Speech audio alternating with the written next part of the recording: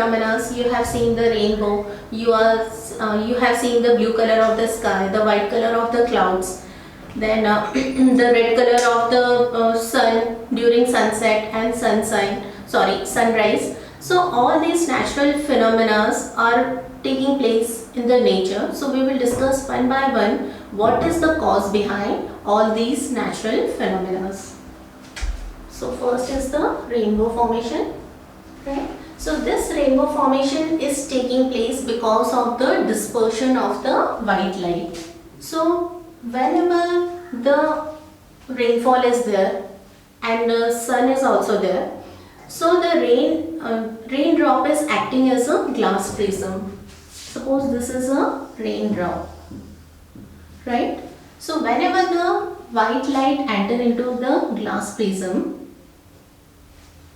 it will split into its constituent 7 colors because the raindrop is acting as a glass prism. So it will show the dispersion, right? We can say observer is here, sun is here. We can always see the rainbow opposite to the sun. So whenever the white light is entering into the glass prism, it will show the dispersion along with the refraction. There is the bending of light when it enters into the raindrop, right? And also there is the dispersion of the white light, means it is splitting into its 7 constituent colors.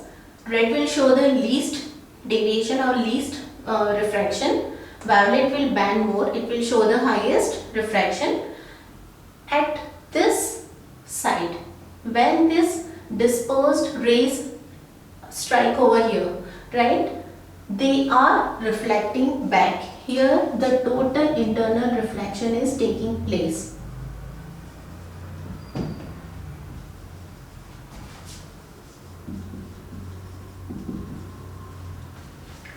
Right? When the white light enters into glass prism, it will undergo refraction and the dispersion. Instead of coming out from this side, it is reflecting back, right? That is because of the total internal reflection. And why this total internal reflection takes place, we will discuss. This is red color, this is violet color, right? So total internal reflection, the cause for the total internal reflection is the, when these rays strike over here, right, they are incident at this side and making angle greater than its critical angle. So critical angle is the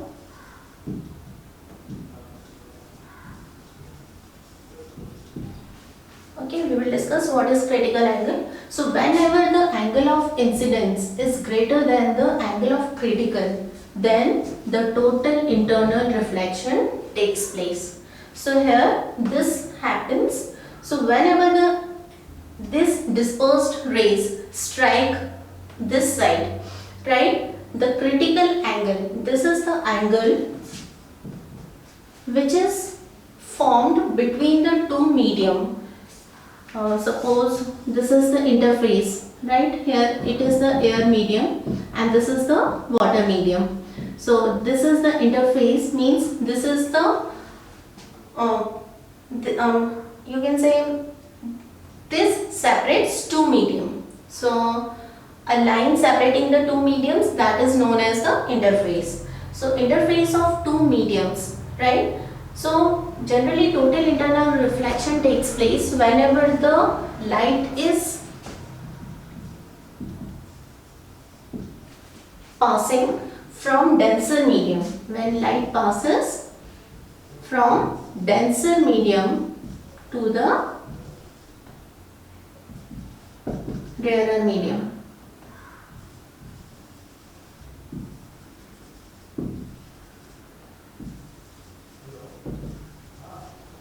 Okay, so whenever the light passes from the denser medium to the rarer medium, then the total internal reflection takes place. And when the light which is coming from the denser medium strikes the interface and making the angle greater than the critical angle, right, then total internal reflection takes place. So this is the interface.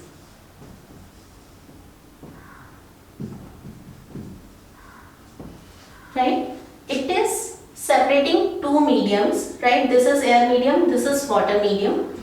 So whenever the light will enter from water medium to air medium,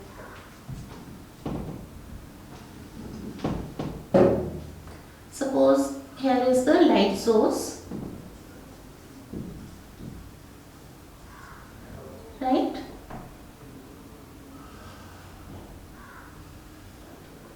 This is incident ray, this is angle of incidence, right?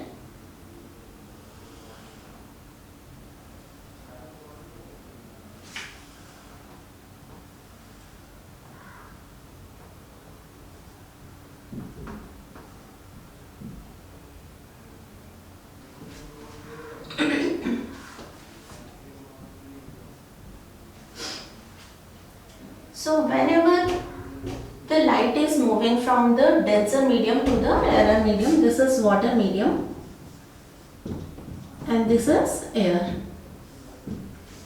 right? So light is passing from the denser to the rarer medium. This is the normal we have drawn for each incident ray, right? So this is the angle of incidence made between the normal and the incident ray. You can see the angle for each incident ray is different. So critical angle is the angle when the incident ray forming a angle, means this incident angle of incidence is in such a way that the refraction, angle of refraction is 90 degree. When the angle of refraction is 90 degree, that is known as the angle of, that is known as critical angle.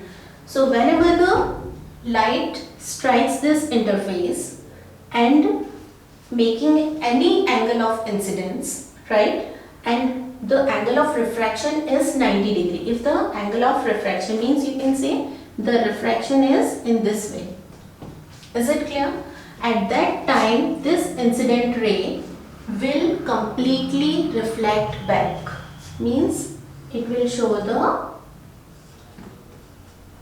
internal reflection, that is known as total internal reflection, because when the angle of refraction is 90 degree, right, at that case no refraction will be taking place.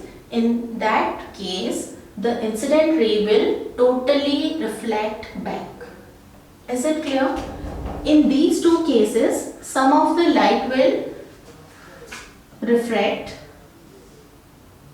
and some will be reflect. This is partial internal reflection. Here it is the total internal reflection. Some of the light will refract and some will reflect. So whatever the amount of light is reflecting, in this case it is partial internal reflection. But in this case, almost the whatever the light is incidenting, that is completely reflected. So this is total internal reflection. This critical angle varies with the mediums, means the couple of mediums which we are taking. Suppose if we are taking air and water, for that particular medium the value of critical angle will be different from the other couple of medium. For example, suppose if we are taking glass and water, so in that medium, right, the critical angle will differ. So depending on the medium, the critical angle varies, right? So whenever the angle of incidence is greater than the critical angle, we are having a particular value for the two medias, right, whatever the medium we are taking. Okay, for each and every medium the critical angle varies. If the angle of incidence is greater than the critical angle, then total internal reflection takes place. So in this case, whenever the white light enters into the raindrop is acting as a glass prism. So dispersion of white light taking place, right, it is splitting into its 7 constituent colors. This spectrum strikes the another side of the raindrop, and instead of refracting, it is reflecting back, means there the total internal reflection takes place, because this ray which is striking the another side of the raindrop, it is forming angle greater than the critical angle. Means on this side, as the raindrop is circular, right? So when it is striking on this side, it is forming angle greater than its critical angle. Is it clear? So instead of getting refracted on this side, it is completely reflecting back. And this phenomena is known as total internal reflection. Is it clear? So this is the reason for the rainbow formation. So rainbow formation is a combination of 2 or 3 different processes, like here it is refraction, then dispersion, here it is total internal reflection, here again refraction, right? So we can say there are so many different processes taking place together for the rainbow formation. Now we will discuss about the certain different natural phenomena. So we can say the main cause for the rainbow formation is the dispersion of white light.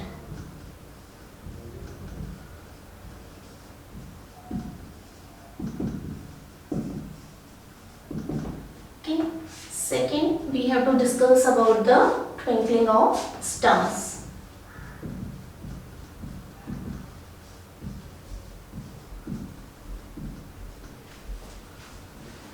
Right? Then next is the apparent position of stars.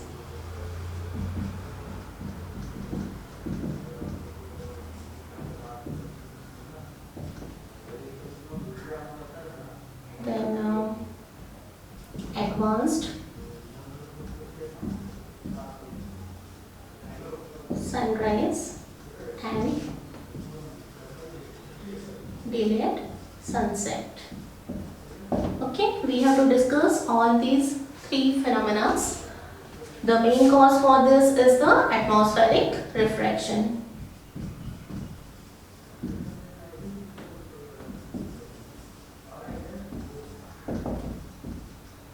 Right, so before we start discussing the cause for all these natural phenomena, we will discuss what is atmospheric refraction.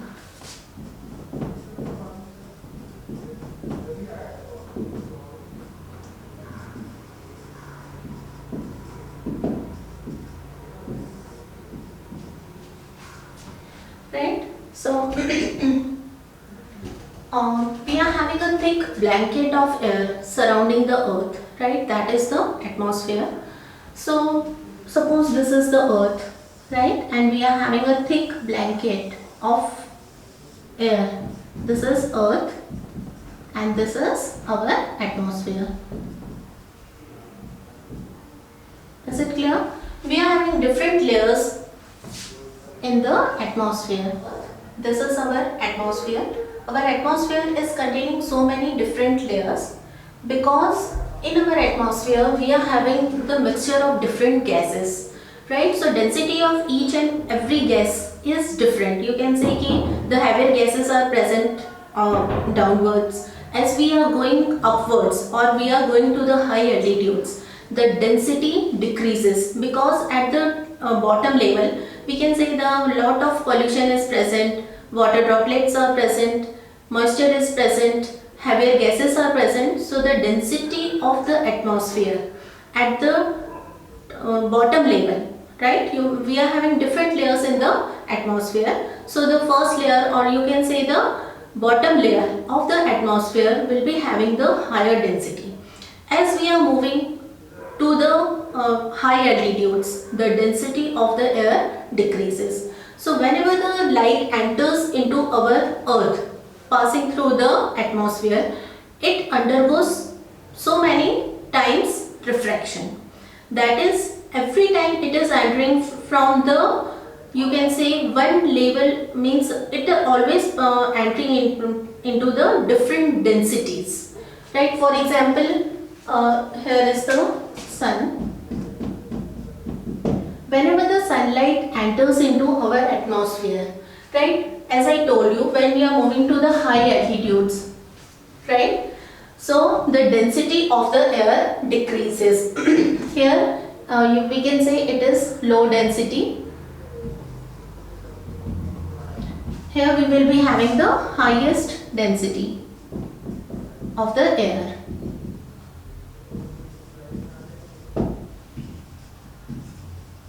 Is it clear? So whenever the light enters into our atmosphere, it always enters from the low density air to the high density air, right? Means it is entering from the rarer medium to the denser medium. Is it clear?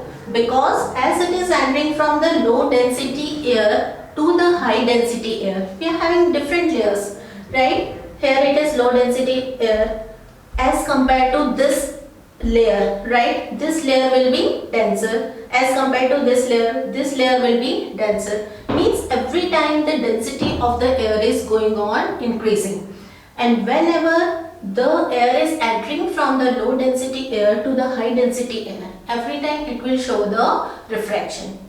Is it clear? Means it will bend.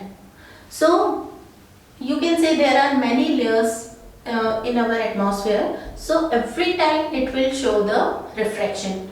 Whenever it will bend, there is the variation in its refractive index, right? So we can say ki this is N1, this is N2, N3, right? Every time whenever it will enter into the different layer, there is the difference in the refractive indices. So whenever the light enters into our atmosphere, it undergoes refraction so many times, right? And that is known as atmospheric refraction. So because of this atmospheric refraction, right, all these phenomena are taking place. We will discuss one by one how it happens. Right? Stars are the luminous objects. They are point-sized objects as they are very far away from the earth, right? They are very smaller, it means they seems to be very smaller in size. They are self-luminous objects. They are having light of their own. So whenever the light from the star is coming to us, right, it undergoes so many refractions, because every time it enters from the rarer medium to the denser medium, it passes through so many refractive indices, right? So whenever it will enter into from the rarer medium to denser medium, every time it will bend. Okay, so whenever it will enter from one medium to another medium, because of the bending of the light, sometime we can see the brighter light.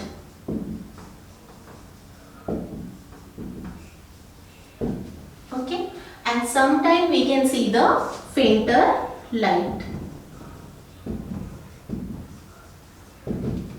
So whatever the amount of light is coming from the star, right? If its intensity is high, then we can see the brighter light, and if its intensity is less, then we can see the fainter light. And this is happening because of the different layers of the atmosphere, or we can say this is happening because of the atmospheric refraction. And as we are having this difference in intensity of the light, sometimes light seems to be brighter and sometimes it seems to be fainter. And because of this difference in the, you can say, brightness and the faintness, the stars seem to be twinkling, means they twinkles. So the main cause for the twinkling of stars is the atmospheric refraction. So whenever the light coming from the star enters into our atmosphere, it undergoes refraction, and because of the refraction, right, we can see sometimes the brighter light and sometimes the fainter light. And because of the difference in the intensity of the light coming from the star, we can see the twinkling of the stars, right? So atmospheric refraction is the main cause for the twinkling of stars. Next is the apparent position of stars. Okay, so before we discuss the apparent position of stars, we will discuss one thing, that we can see the stars twinkling, right? But we can't see the planets twinkle. Planets do not twinkle. So what is the reason behind it? We can say that planets are the extended sources of light, as the stars are the point sources, right? So we can say that the planets are the combination or the collection of the point sources. Suppose this is a planet, right? It is a collection of the many point sources.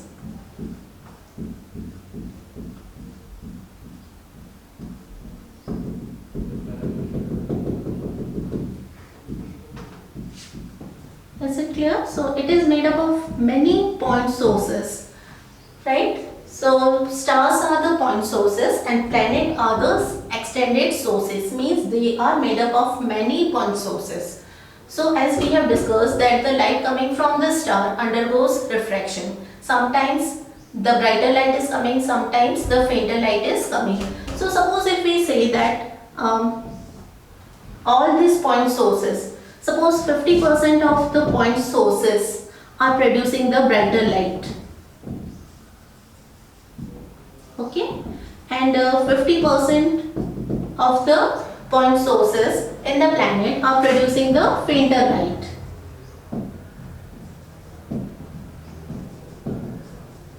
So ultimately the effect produced by all these point sources is nullified.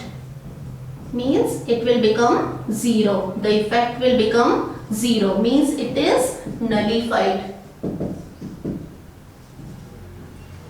Is it clear? So we can say the planets do not twinkle because it is made up of many point sources, and some of the point sources are producing the bright light, some of the point sources are producing the fainter light, right? So ultimately the effect produced by all these point sources becomes zero, or it will be nullified.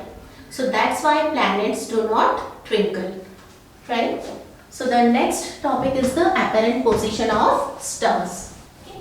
So stars actually means their apparent position is always different from their actual position.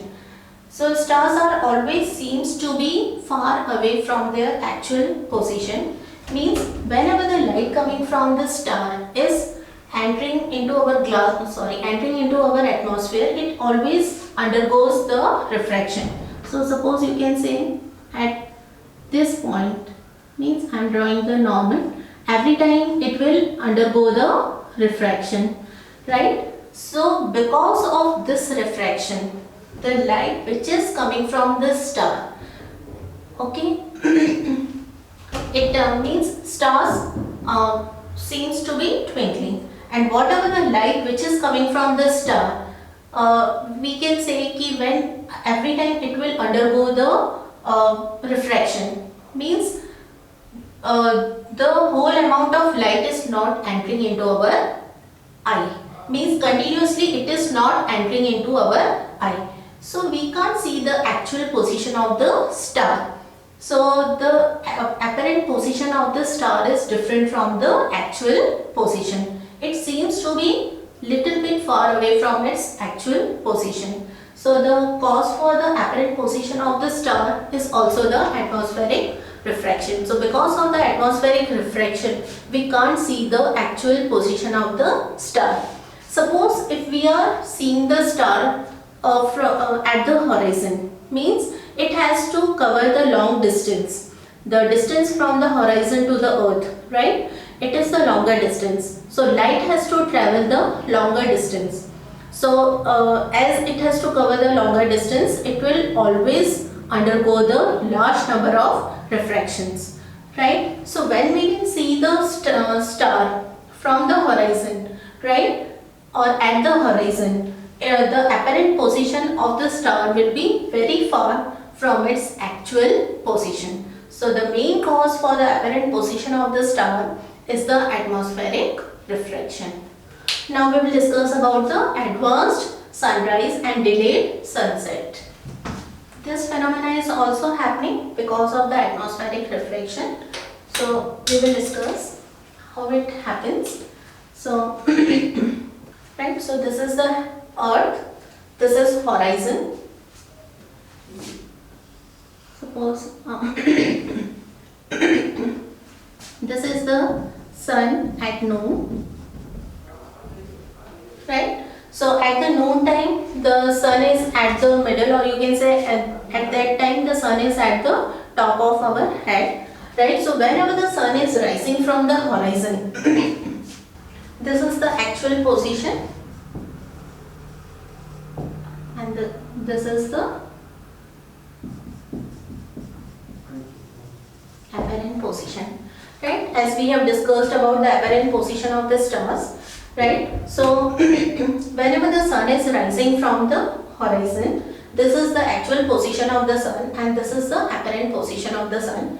So the distance from the horizon to the earth is very high, or you can say very large.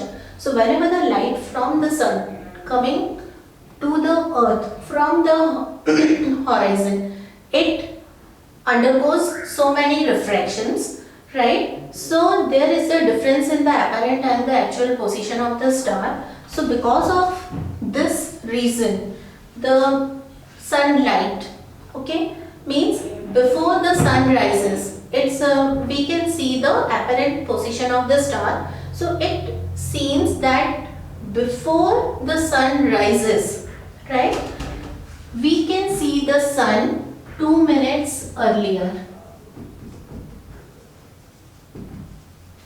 Means before the sun rising, we can see its apparent position 2 minutes earlier because of the atmospheric refraction. Because when the sun is rising from the horizon, this sun rays entering into our atmosphere means it is entering from the rarer medium to the denser medium. So it will always bend towards the normal, right? So in this case, there is the difference in the actual and the apparent position. So 2 minutes earlier, we can see the apparent position of the sun. So that's why we can see the sun 2 minutes earlier before it rises. The same condition happens at sunset, at the time of sunset. Here is the horizon.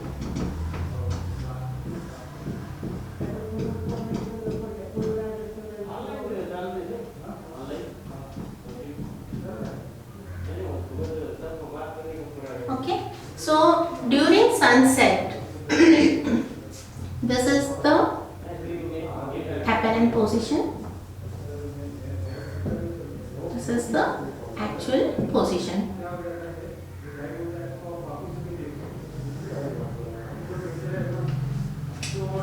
Right? So during sunset, the same thing is happening. Sun sets, but we can see its rays, right? 2 minutes after it gets set. So after sun will get set, we can see the rays after 2 minutes of of the sunset. So that is the reason, means atmospheric refraction is the reason for this. So the advanced sunrise and delayed sunset is happening because of the atmospheric refraction. So we can see the 2 minutes earlier sun before it rises and 2 minutes after it will get set. Is it clear? So 2 minutes and 2 minutes. So there is the difference of the total 4 minutes in a day. Means every day our day is extended by 4 minutes. 2 minutes before we can see the sun, right? And after it will get set, we can see it after, means we can see it 2 minutes after it will get set. So our day is extended by 4 minutes every day, right? So again, for this, the cause is the atmospheric refraction, because whatever the sun rays are coming from the horizon, they have to travel the longer distance. So it undergoes refraction so many times, means there is the variation in the refractive indices, right, and that will ultimately results into this difference. Is it clear? So our day is extended by 4 minutes. That is the advanced sunrise and delayed sunset. Okay, and the reason is the atmospheric refraction.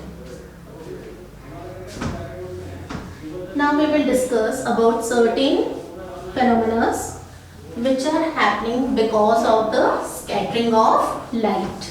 So we have discussed rainbow formation, that is happening because of dispersion of light.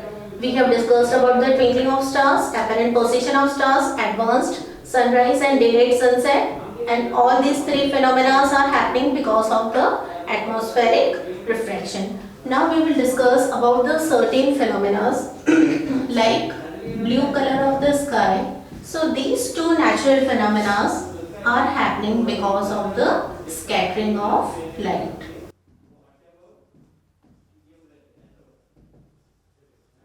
So before we discuss about these two phenomena, we will discuss what is scattering of light. So scattering of light is a phenomena in which when the light strikes any obstacle coming into its path and it changes its path. Suppose this is the light, means light ray. Any obstacles come in its path, right? So it will change its path. Is it clear? So scattering of light means the changing in the path of light when any particle or any obstacles come in its path. Right? We have already discussed that the white light is made up of 7 colors and each and every color is having different wavelength. Right? So according to the wavelength, they will scatter depending on the size of the obstacles. So in our atmosphere, we are having so many particles. Some are smaller, some are bigger. So the smaller particles are able to scatter the smaller wavelengths light. And the larger particles are able to scatter the longer wavelength or light. Means if the particle size is smaller, right? If the particle size is smaller or this obstacle which is coming in the path of light is smaller, then it will scatter. This is particle.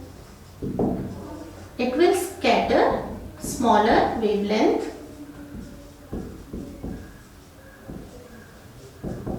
light. Is it clear? If the particle size is bigger, this is smaller. Suppose if we are having a bigger particle size, then it will scatter longer wavelength. It will scatter the light of longer wavelength. So depending on the size of the particles, the scattering of light is taking place. Now we will discuss what is the reason for the blue color of the sky. So sky always appears blue to us. The main reason for it is the scattering of light. As I told you that our atmosphere is containing so many atoms, molecules, you can say different dust particles, moistures. So means so many particles are present in our atmosphere, right? So whenever the smaller particles are coming in the path of white light, it will scatter. Okay. So when the light is entering from the rarer medium to denser medium, okay, so the smaller sized particles will scatter the light. So if the particle size is smaller, it will scatter the smaller wavelength of light. So when the light is entering into our atmosphere, the smaller particles are present at the high altitudes, right? So that smaller particles will scatter the shorter wavelength of light. So means blue color is mostly scattered, means longer wavelength will not be affected by the smaller sized particles, and only the blue color wavelength will be scattered by the small sized particles. So we can see the sky blue. So the main cause for the blue color of the sky is the scattering of the smaller wavelength light. Means that is the scattering of the blue color light. So smaller particles are present at the high altitudes. They will scatter the blue light more. So we can see the sky blue, right? So if the particle size, we have already discussed that if the particle size is smaller, then smaller wavelength of light will be scattered. If the particle size is bigger, then longer wavelength light will be scattered. Suppose if the particle size is very big enough, okay, means bigger than the longest wavelength of light, then we can we can see the things white. Means suppose the clouds appears white to us. The main cause for it कि clouds are closer to us, right? And when the white light enters into the clouds, they are made up of many tiny water droplets, right? So it is big enough in size, so though they can't able to scatter any color, okay? So if not a single color will be scattered, then it appears to be white. So that's why the clouds appears white in color. Now next is the red color of sun during sunrise and sunset. So sun appears to be red at the time of sunrise and sunset. The main reason is again the scattering of the light, right? We have already discussed that when the sun rises, okay, from the horizon, it has to travel the longer distance, right?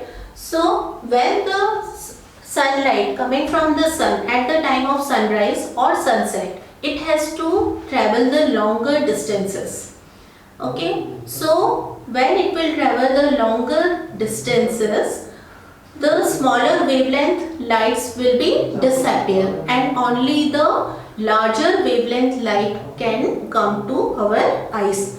So we can see the sun red in color during the time of sunrise and the sunset. So the main reason for this is also the scattering of light, as during sunrise and sunset the light coming from the sun is traveling longer distance because it is coming from the horizon. The distance of the horizon and the earth is very large. So when the sunlight is traveling longer distances, the shorter wavelength light will be disappeared because of the scatterers, or you can say the particles which are scattering the light. They are known as scatterers. So we are having so many scatterers in our atmosphere. So smaller wavelength light will be disappeared. Okay, it will not reach to us.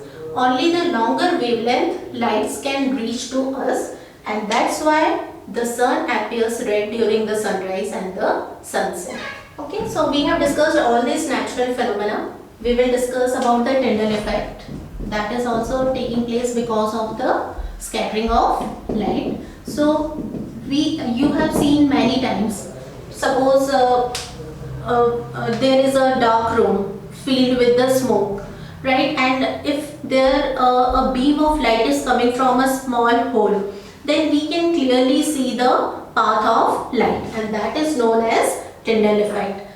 So when the light is coming from the canopy in the dense forest, right, again we can see the path of the light. That is also the effect of, that is also known as Tyndall effect, and that is also because of scattering of light. So Tyndall effect is also because of the scattering of light. So here we have completed the chapter. We have discussed the functioning of the human eye. We have discussed the function of each and every part of the human eye. We have discussed the different defects of the human eye, power of accommodation. Then we have discussed about the natural phenomena which are taking place because of the certain processes like dispersion of light, atmospheric refraction, scattering of light. The one thing means numericals are not so many numericals are not there in this chapter, but we have to discuss about the power of a lens. So what is power of lens? Power of lens is the reciprocal. It is the reciprocal of the focal length. So we can say P is equal to 1 upon F. So if we have to find the power of a lens, we have to do the reciprocal of its focal length. The unit of the power is diopter. Okay, and we are also always measuring it in meters, means focal length will always be in meters. So if we want to find the power, we can use this formula. Power of a lens is reciprocal of its focal length, that is 1 upon F. We have already discussed about the lens formula in the previous chapter. So lens formula is the 1 by V minus 1 by U is equal to 1 upon F. Right? So if focal length is known to us, we can easily find the power of a lens. Suppose if we don't know the focal length and we are knowing V and U, right? Then we have to find the focal length and then we can easily find the power of a lens. Right? So here we have completed the chapter. Thank you.